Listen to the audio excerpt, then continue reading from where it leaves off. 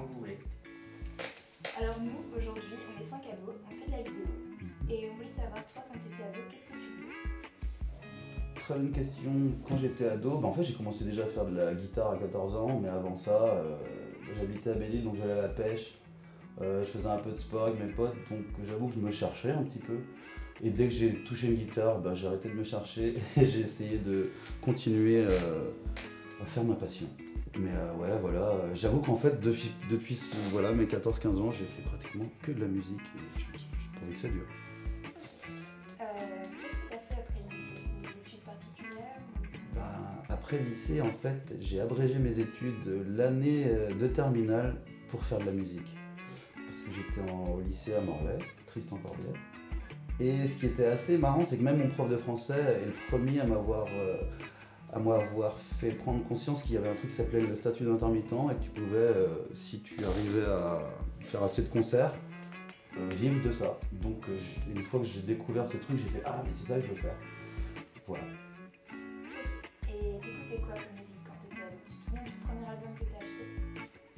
Quand j'étais ado, en fait, ce qui est marrant, c'est que je n'achetais pas de CD car mon père avait et a toujours plus que... Enfin, il avait genre 5000 vinyles. Donc en fait, j'écoutais la musique de mon père, donc ça allait du blues au rock, aux musiques trad, genre flamenco, Jamaïque, franchement un peu de tout. Pour caricaturer, puis voilà, reggae, ouais, un peu de tout, vraiment de tout. Comme je disais souvent, il y avait même plus chez moi qu'à la Fnac, donc mais de la musique classique, des choses tout à fait différentes. Sympa. Et en dehors de la guitare, tu joues d'un autre instrument? En dehors de la guitare, non, je chante. Donc j'ai pris mes premiers cours de chant il y a 1 an et c'est chambé. Donc non, je suis autodidacte. Donc c'est vrai que je ne sais pas jouer de piano, mais je travaille l'oreille. Non, je fais pas d'autre. De la basse, c'est un peu de percu. Voilà. Guitare, chant, percu, basse. Je peux faire ça. Est-ce que tu es prêt à répondre à une avalanche de questions? Je suis prêt à répondre à une avalanche de questions. Quelques secondes. Allez. C'est assez varié. Alors, ton héros d'enfance? Mon héros d'enfance, Batman. Un pote d'adolescence? Un pote d'adolescence, Julien. Ta matière préférée à l'école? Ma matière préférée, l'anglais. Celle que tu détestais? Celle que je détestais, les maths. Ta pire note? Ma pire note 0. Le morceau que tu as écouté 1 million de fois? Le morceau que j'ai écouté 1 million de fois, je pense que c'est... Waouh, c'est très tôt. J'hésite. Alors on va dire Natty Dread de Bob Marley. Ton hobby en dehors de la musique? Mon hobby en dehors de la musique, la pêche, les voyages, la cuisine. Ça fait 3. Un mot sur les actes amoureux de ta maman? Un mot, les meilleurs du monde. Le nom de ton coiffeur? Je n'ai pas de coiffeur. Est-ce que ta coiffure est assez hallucinante? Merci.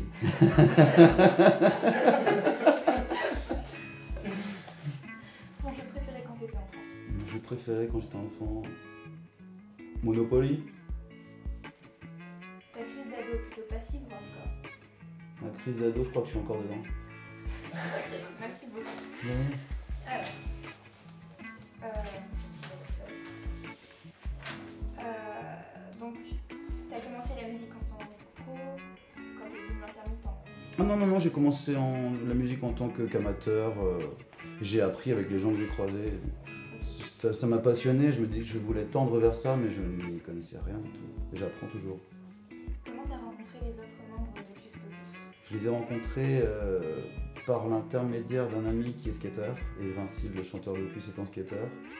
Mon ami m'a dit Vincile cherche un guitariste et un flûtiste pour les prises de son premier album, 73 touches. Et c'est comme ça que j'ai rencontré Vincile, tout simplement. Ok. Une question qui turlupine pas mal de monde. Où en est la formation d'Hocus Pocus? En sommeil. D'accord. Ta plus belle rencontre professionnelle? Ma plus belle rencontre professionnelle, je dirais David Hines de Steel Pulse. Quel jour de ta carrière retiens-tu et pourquoi? Je pense que je retiens le 17 juillet 2004. C'est le jour où Vincile m'a appelé pour me dire viens jouer avec nous au Francophonie de La Rochelle. Comment composes-tu tes chansons? C'est quoi ta recette? Justement, c'est une très bonne question. J'essaie d'avoir des recettes variées. Donc en fait, des fois, je garde une base très simple, à savoir 3 accords de guitare qui m'inspirent, une mélodie de guitare qui inspire une mélodie de voix. Ça peut être une base. Autrement, vraiment, j'aime l'échange. Donc moi, souvent, je fais une partie de guitare. Un copain à la basse vient jouer, batterie, et ça m'inspire à chanter autre chose. Voilà. Le nom de ton EP, My Storm, ça a quoi comme signification pour toi? C'est une signification assez complète dans le sens où il y a le calme, il y a la tempête et il y a après la tempête. Donc c'est vrai que c'est des états que j'ai pu que j'ai pu vivre pour l'élaboration de cette EP et vraiment en plus il est sorti un jour de tempête. Donc vraiment c'était juste parfait. Parfait, d'accord. Bon, on sait que tu as été influencé par pas mal d'artistes, Bob Marley, Paul Rogers, Mike Cooper, mais quel artiste d'aujourd'hui a un impact sur ta musique? Quel artiste d'aujourd'hui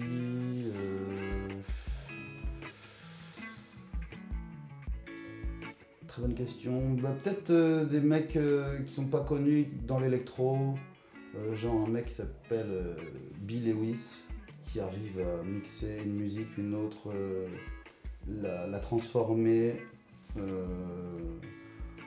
Après d'aujourd'hui,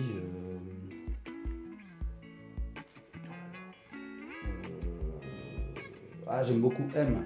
M, il arrive vraiment bien à se renouveler, je trouve, et puis il est assez riche dans ses collaborations. Donc oui, ce serait peut-être lui en fait.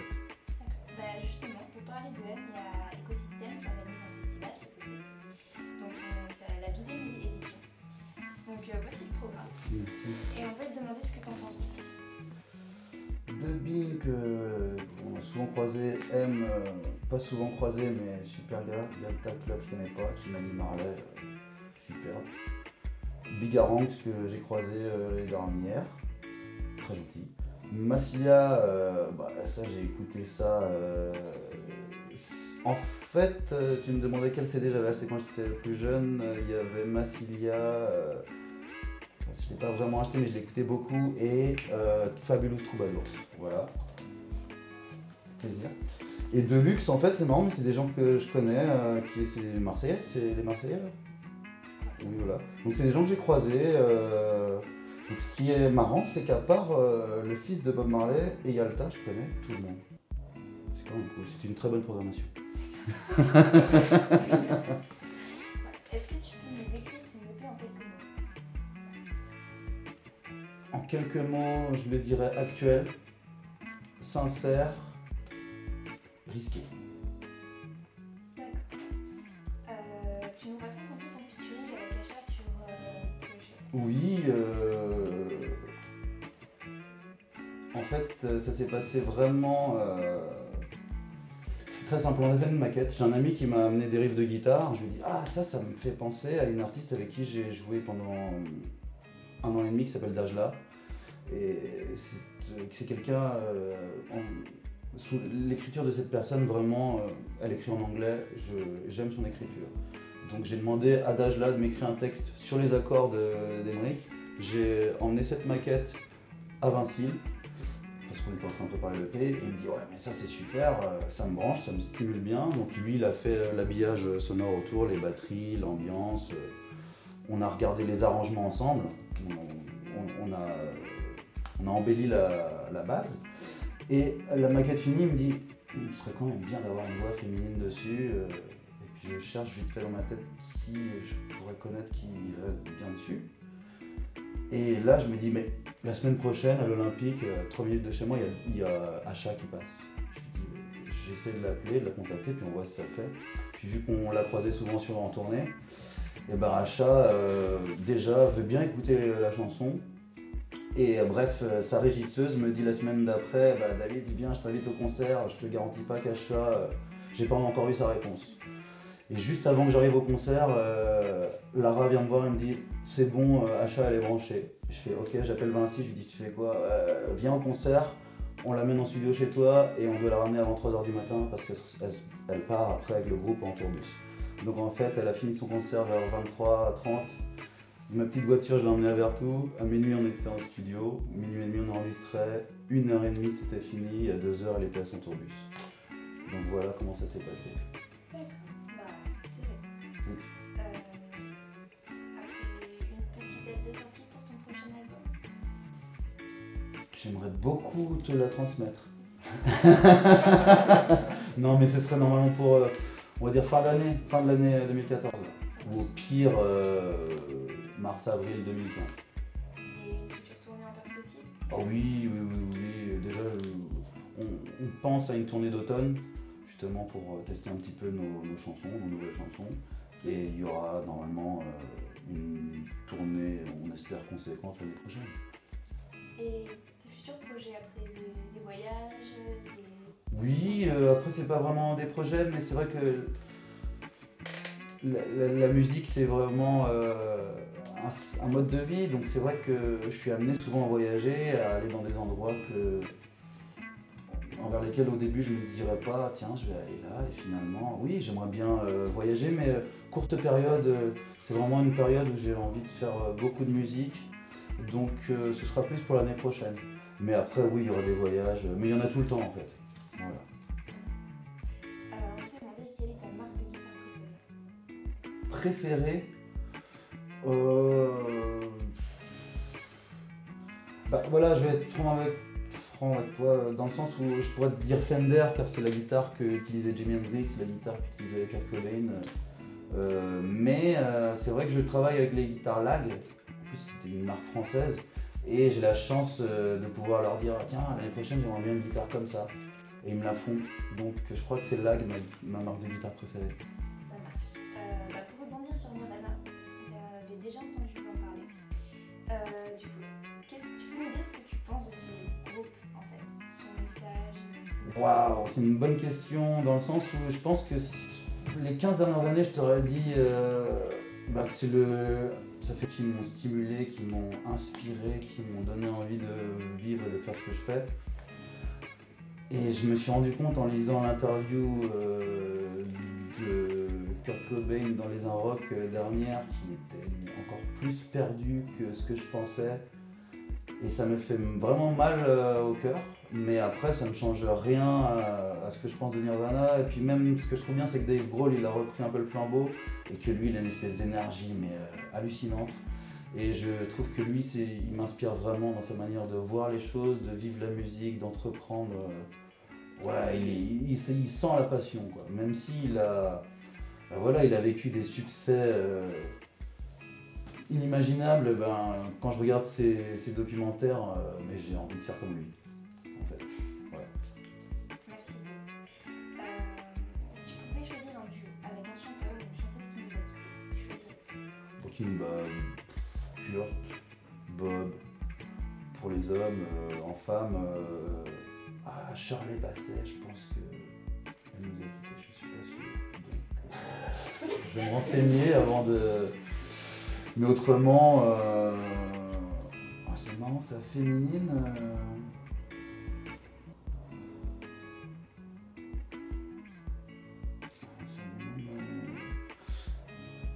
C'est marrant, mais la choriste qui jouait avec Jean-Jacques Goldman, qui est la sœur de Taj Mahal, c'était, je sais pas si tu vois physiquement comment elle était, mais c'est une. Merci. J'avoue que la voix de cette femme, waouh. D'ailleurs, je crois que après son départ, ils ont arrêté. Et Frédéric Jones. Bon, pour revenir sur la thématique des ados d'aujourd'hui, comment les vois-tu? Parce qu'il y a souvent une vision négative. Mais c'est marrant, hier j'étais en concert au Mans et on avait une conférence sur le hip-hop et il y avait Olivier Cachin en animateur. Et c'était exactement le même. dans le sens où la fille qui était là disait qu'elle elle trouvait que la jeunesse d'aujourd'hui lui faisait peur à cause de la transmission qui ne se faisait plus, qu'il y avait beaucoup moins d'échanges entre les anciens et la jeune génération. Et du coup, je suis assez d'accord dans un sens, mais c'est pas complètement de leur faute.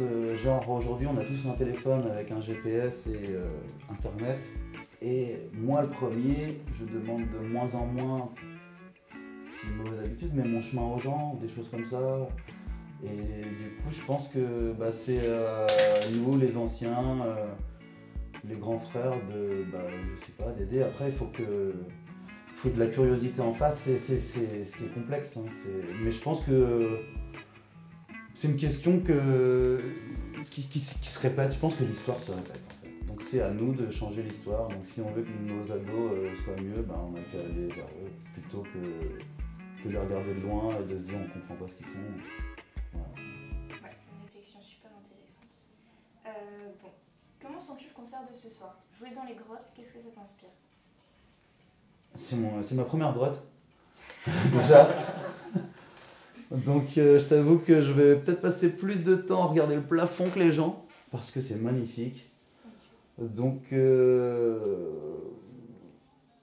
t'avoue que j'ai même pas eu le temps de la visiter en entier. Donc après le concert, je vais essayer de, si c'est toujours, je pense avec de regarder. Ah ouais, non mais c'est... En fait, j'ai souvent, on parlait de voyage, ou avec mes parents, on a beaucoup campé, donc tout ce qui est gouffre et tout, je crois que le gouffre de Promessac, c'est pas loin. Ah, c'est pas direct ici. Bon mais je crois que celui-là, je l'ai pas visité, mais j'étais au gouffre de Promessac, où il y a des grottes aussi, côté basque, et tout, moi j'adore ça, je trouve ça... Ça ramène à un temps que les moins de 20 ans et que les plus de 60 ans non plus connaissent pas. Enfin, moi, ça me fait voyager, je sais pas, je reste admiratif, ça m'apaise. Ah ouais, la paix qui règne dans la grotte, j'aimerais pouvoir la vivre plus souvent. Bon, tu peux prendre notre GoPro maintenant et faire une petite dédicace à tous les gens qui nous regardent. Avec plaisir. Salut, c'est le Dinf.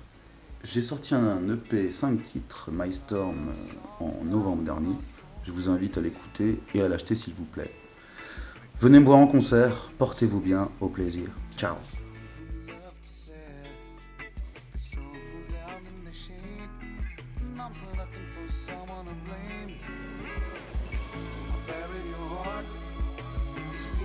Up those so-called pictures, I buried your heart right in the middle of my soul. You're my storm.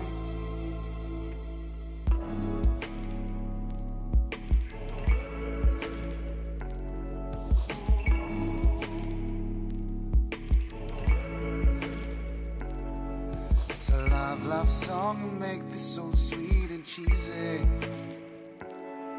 It's a love song and now that my soul's ready. You make the soul fall down in the shade. Turn the sun from love to sad. You make the soul fall down in the shade. And I'm still looking for someone to blame. I buried your